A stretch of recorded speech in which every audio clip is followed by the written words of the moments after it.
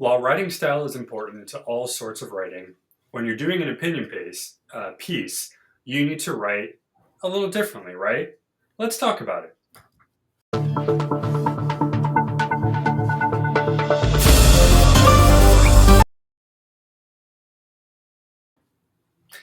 Howdy, folks. My name is Rob. This is my mom, Karen. This is Books, Banter, and Beyond. And today we're going to talk about opinion-based discussions, opinion-based writing, but why or how the writing style should be done. And the main question here, does it really matter at the end of the day?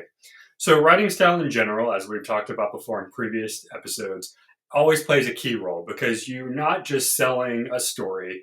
You have to make it sound correct. You have to make sure the words are right, the grammar is correct. You have to make sure the style makes sense. And you've heard me say that if I'm a chapter or two in and the way the person is speaking or the way the person is writing, if it doesn't flow, it just shuts me down to want to read it, because if I can't understand what's going on or enjoy, I don't want to, I don't want to waste time. I want to move on to a different book.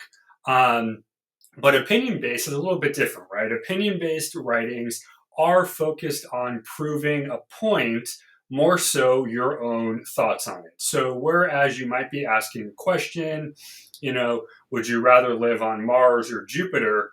The facts aren't necessarily key as much as your final decision. And what you're trying to do, right, is to make that final decision make sense to the crowd. So people like, for instance, Neil deGrasse Tyson, who is an astrophysicist, everybody knows him, always does his talks and stuff, but he always speaks in a way by saying, this is what we know, but it's up to you to decide what you really want to do with it. Right. I love that. That little phrase right there. This is what we know, but let's now, and I love that. That's perfect. Yeah, and that's what makes, I think, a good writer turn into a great writer, because they're not forcing it on you. They're saying, hey, this is X, Y, and Z.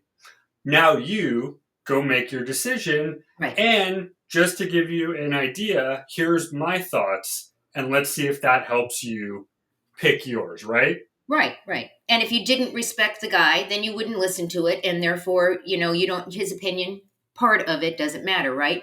If you relate, then absolutely. Right. And we've had many conversations where I'll watch somebody or I'll listen to somebody, and they may be saying something interesting, but if I don't, enjoy the person, or I don't like what they do, it's going to damper my continuation of listening, because they might be saying something very smart, but if they're not a good individual in my eyes, I'm not going to really care, because it's hard to shape the non-opinion when you already have. Yeah. Right. Now, on the other hand, context is also super important. Like I said, if we use the Jupiter or Mars one, it's not so much that you're saying one is better than the other, but you have to give somebody the question to be answered, and not give them the assumption that they already know what you're talking about. So that's the other thing too here. When you listen to somebody who says, oh, well, you probably know that, or, well, go on what you already know. If I don't know, you basically made this an impossible task for me to do, because I don't know what you're talking about. And your assumption that I do is going to have me turn you off immediately, right? One thing I was going to ask you, one of the questions we came up with, and I know that self-help is your forte for one. A lot of times people will say, people use humor, or they'll use puns or something funny.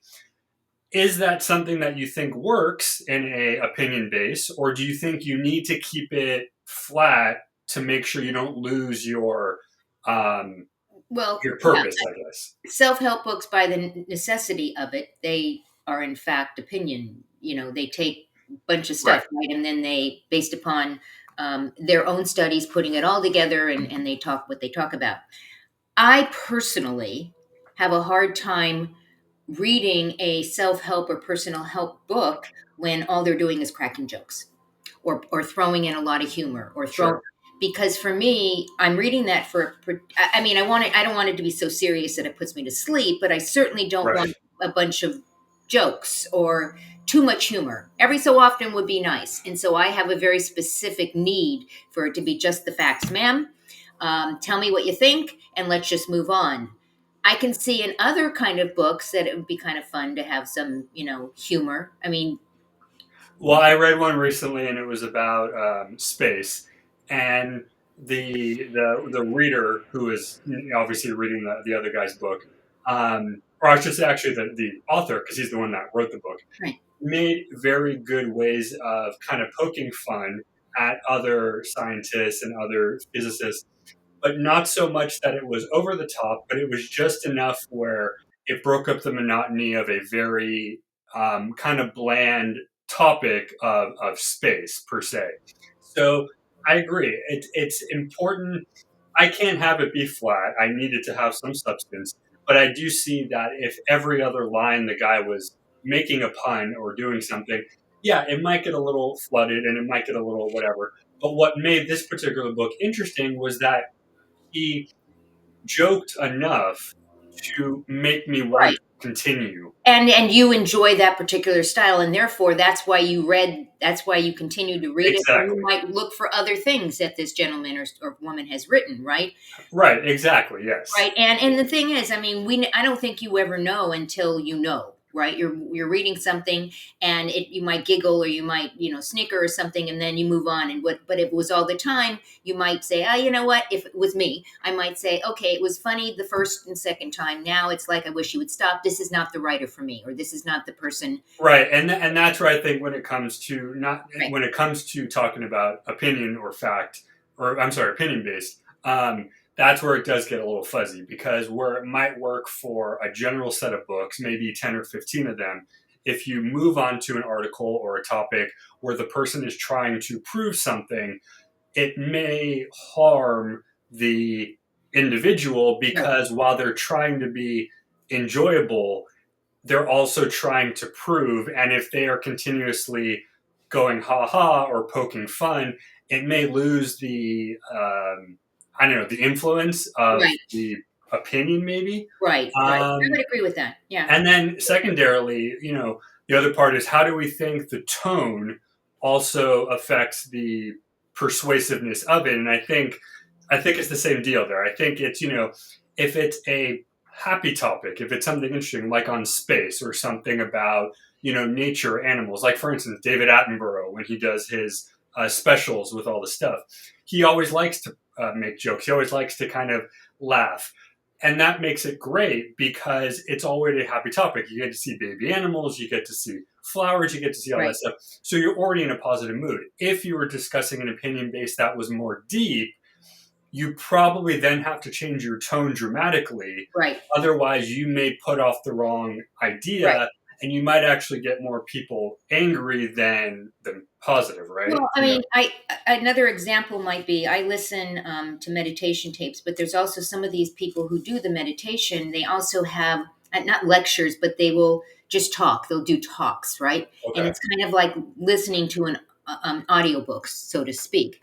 And Okay. there is one person who I happen to listen to all the time in meditation, and but in his talks as well, he giggles, and he giggles like he just cracked his own joke and he thought it was funny, and then he moves on.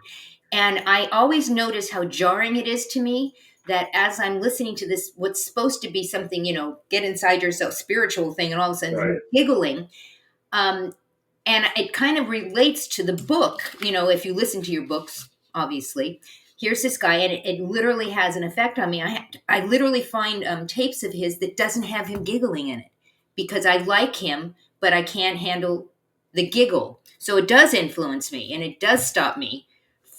So And so I think those who do write opinion based or factual articles, it is a little bit more difficult, I think, because you're not only trying to obviously make the true facts, but you are greatly trying to get somebody to say, hey, you don't have to agree or disagree, but I am giving you said opinion to to help maybe further along right, your answer, so to speak. And you're right, depending on how the person is talking, is going to greatly.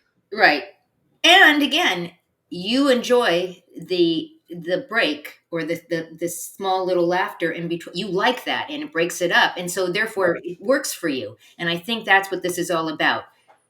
It works for some, doesn't work for others. Some of us are right in the middle. Sometimes it works, sometimes it doesn't. Right, exactly. Regardless of that, we want you to go visit the bookstore, the online nextchapterbookstore.shop. Lots and lots and lots of books. Be curious as you read these books, especially opinion-based books, science books. I want to know what our audience thinks as they're reading it. Does humor encourage them to keep reading or encourage them to turn it off? Or, again, audio, or it's specifically audio, right? But you can also see in the written, there might be a haha or telling of an actual joke. Oh, of course. Yeah. Yeah. I see it in a regular book just as much as listening to it. Yeah. Yeah, I'm curious what our audience thinks. Let us know. Go find a book, let us know, and we'll see you next time on Books, Banter, and Beyond. Goodbye, everyone.